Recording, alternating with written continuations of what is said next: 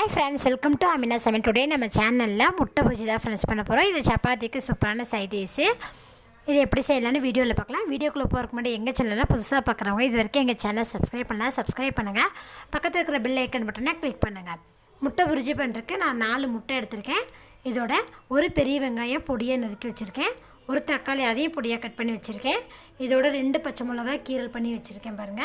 இதோட கொஞ்சமா நறுக்குன கொத்தமல்லி தழை, 1/2 டேபிள்ஸ்பூன் இஞ்சி பூண்டு பேஸ்ட், 1/4 டேபிள்ஸ்பூன் மஞ்சத்தூள், 1/4 டேபிள்ஸ்பூன் ஜீரகத்தூள், 1 டேபிள்ஸ்பூன் சாட் மசாலா, 1/2 டேபிள்ஸ்பூன் குருமிளகுத்தூள், 1/4 டேபிள்ஸ்பூன் மிளகாய்த்தூள், எண்ணெயும் உப்பு தேவையான அளவு.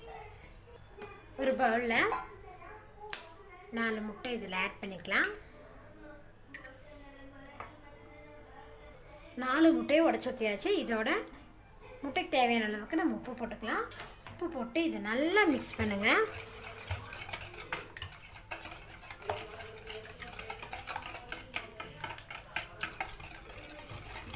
பாருங்கள், முட்டையும் உப்பையும் சேர்த்து நல்லா கலக்கிட்டோம்.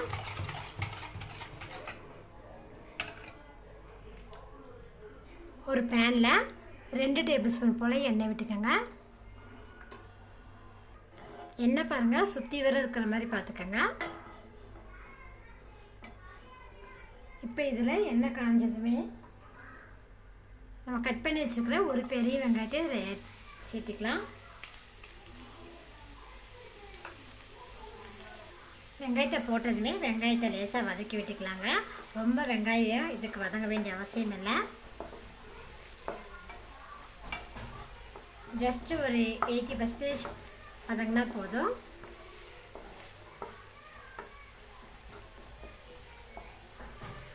வெங்காயம் பாருங்கள் லேசாக வதங்கிருச்சு. இந்த அளவுக்கு வதக்குறீங்கன்னா போதுமானது. ஃப்ளேம் வந்து லோலே வச்சுக்கோங்க. இப்போ இதோட நம்ம கட் பண்ணி வச்சுருக்கிற பச்சை மிளகாய் இதில் ஆட் பண்ணிக்கலாம். இப்போ இதே லேசாக வதக்கி விட்டுக்கோங்க. பச்சை மிளகாவும் பாருங்கள் லேசாக வதங்கிருச்சு. இப்போ இதோட நம்ம இஞ்சி பூண்டு பேஸ்ட் ஆட் பண்ணிக்கலாம். 4 முட்டைக்கு 1/2 டேபிள்ஸ்பூன் இஞ்சி பூண்டு பேஸ்ட் ஆட் பண்ணிங்கனாலே போதுமானது. இப்போ இந்த பேஸ்ட்டோட வாசம் போகிற அளவுக்கு 1 நிமிஷம் நல்லா வதக்கி விட்டுக்கோங்க.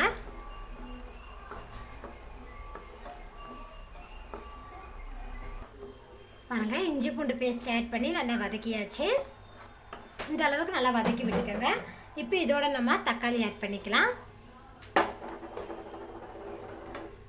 தக்காளியும் லேசாக வதங்கணுங்க. தக்காளி வெங்காயத்துக்கு கொஞ்சமாக உப்பு ஆட் பண்ணிக்கலாங்க. ஏன்னா நம்ம முட்டையில் உப்பு போட்டிருக்கோம், அதனால் இப்போ கொஞ்சமாக உப்பு ஆட் பண்ணிங்கன்னா போதுமானது.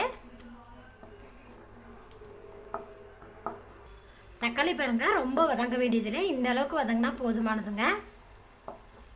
இப்போ இதோட நம்ம மசாலா பொடிகளை ஆட் பண்ணிக்கலாங்க. சாட் மசாலா, ஜீரகத்தூள், மஞ்சத்தூள்,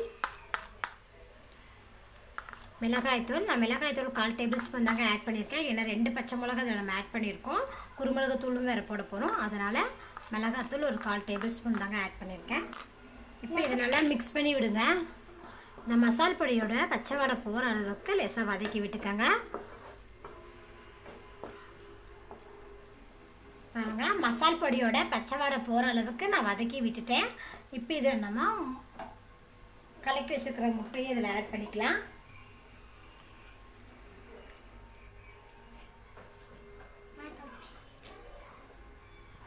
முட்டை உடச்சி ஊற்றினதுமே இதில் கலந்து விடுங்க.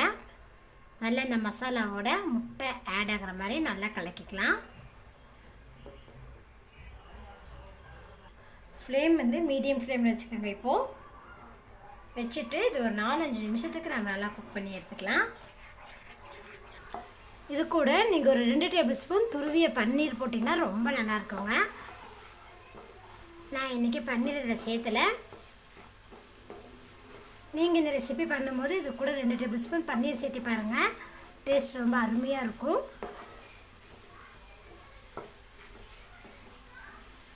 முட்டை பாருங்கள் குக் ஆயிடுச்சு. இப்போ ஃப்ளேம் வந்து லோவில் வச்சுட்டு இன்னும் ஒரு 2 நிமிஷம் நம்ம நல்லா குக் பண்ணிக்கலாங்க. அப்போ அந்த முட்டையோட பச்சை வாடையெல்லாம் நமக்கு இருக்காது. 2 நிமிஷம் பாருங்கள், நல்லா லோ ஃப்ளேம்லேயே வச்சு முட்டை பொரிச்சு ரெடி ஆயிடுச்சு.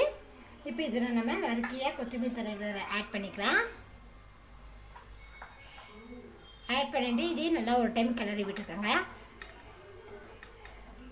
கிளறி விட்டுட்டு இப்போ ஸ்டவ் ஆஃப் பண்ணிடலாம்.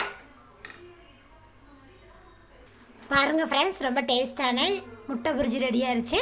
இது சப்பாத்திக்கு சைடிஷாக வச்சு நீங்கள் சாப்பிட்லாம், ரைஸுக்கும் கூட சைடிஷாக வச்சு சாப்பிட்லாம். ரொம்ப நல்லாயிருக்கும். நீங்களும் இந்த ரெசிபி வீட்டில் செஞ்சு பாருங்கள். செஞ்சு பார்த்துட்டு உங்கள் ஃபீட்பேக்கை சொல்லுங்கள். இந்த வீடியோ பிடிச்சா லைக் பண்ணுங்கள், உங்கள் ஃப்ரெண்ட்ஸுக்கு ஷேர் பண்ணுங்கள். மறக்காமல் ஆமினா சமையல் சேனலை சப்ஸ்கிரைப் பண்ணுங்கள். நன்றி.